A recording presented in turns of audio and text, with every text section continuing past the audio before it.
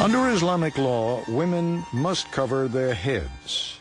They are not obliged to, but many also wear the full chador. How women must or can appear in public is only part of the story. These days, many have attended university and hold positions of responsibility, but still, there are limits. Women cannot become judge in Iran. Women cannot become president. And these discriminatory laws make Iranian women's life very hard and difficult. For example, women's inheritance in all the cases is half of the men. For example, if my father one day died, I get half of my brother from the inheritance, and so many other laws. 23-year-old Farnaz Saifi is a journalist whose weblog on women's issues has a loyal following. It's like an alternative media.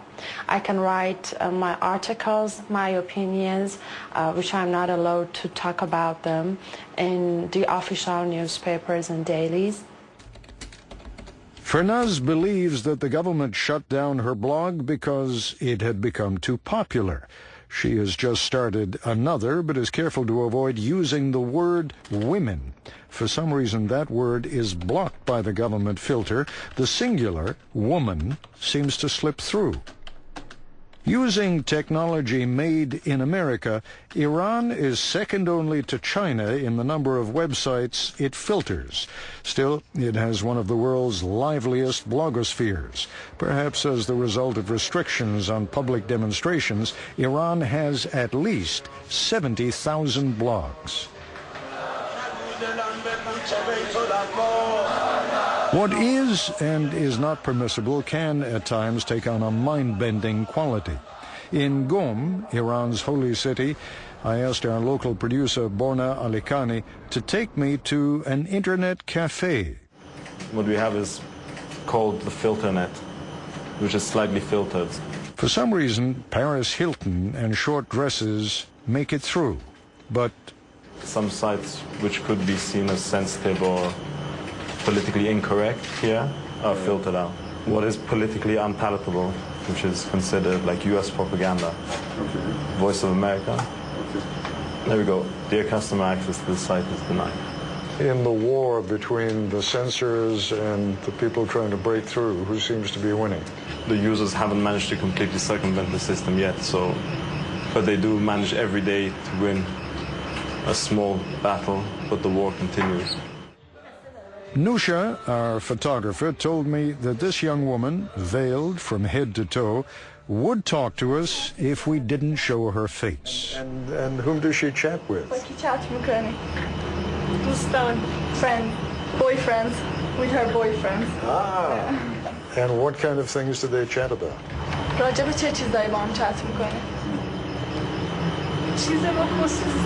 Normal things like first we say hi, then we ask how old are you and where do you live, and we start with that kind of things. Yeah, and has she ever met anyone that she talks to on a regular basis? No.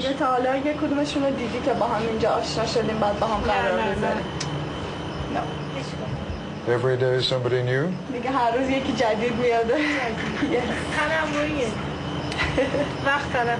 He said just for wasting time. Well, it's a nice way to waste time. It wasn't until after our brief interview that Nusha looked at the screen and read what it said. It amounted to cyber sex in the holy city. The young couple had been exchanging explicit sexual fantasies. As we drove along, I asked Nusha and Borna, she's 25, he's 28, to explain what topics are actually off-limits, where the red lines are. Okay, so this is the Islamic Republic, and religion is very important, and the sanctity of the Prophet, the Quran, God, the Imams, is very much protected. The leader. The leader. You can't criticize him in public. No. The leader, the supreme leader, Ali Khamenei, is one of a handful of Grand Ayatollahs. Grand Ayatollah Sana'i is another, but he is known as a liberal, even something of a feminist. He has his own website, and on the day we visited him in Qom, that website had been blocked. His aides explained that one of the government filters had reacted to the phrase women's rights. They were confident the website would be back up soon. Women and the young continue to frighten the Islamic fundamentalists and inspire the reformers. During the revolution, millions of our people marched in the street. For women, they left their traditional place in the house. They joined their men in the streets. They became highly politicized. Former Foreign Minister Ibrahim Yazdi has been a consistent voice for reform. Before the revolution, many highly religious minded families, they refused to send their girls to the university. Now there is no such hang-ups. Does that represent a threat to the establishment? In the long range, yes, not in the short range. It's a new phenomenon. 60% women go to universities. It's really a new concept in Iran because these large number of educated women, certainly they are not going to stay at home and only take care of their children. The chances for a genuine democracy in Iran is very high. It is unavoidable. I'm very optimistic. It will come. When it will come, I don't know. How will it come? You know, I believe democracy is a learning process. It is not something that you can buy, you can export, you can import, and nobody will teach democracy in the classrooms. Through our own experience, we have to learn. So when you hear the President of the United States and the Secretary of State of the United States talking about exporting democracy to this region, you think they're naive, or is it a practical proposal? It's unrealistic. It is naive, because democracy coming from within the society.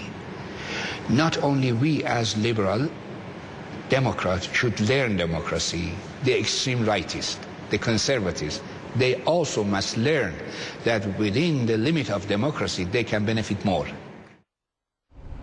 Next, How often do you make the trip? the latest chapter in the Iran-Iraq war.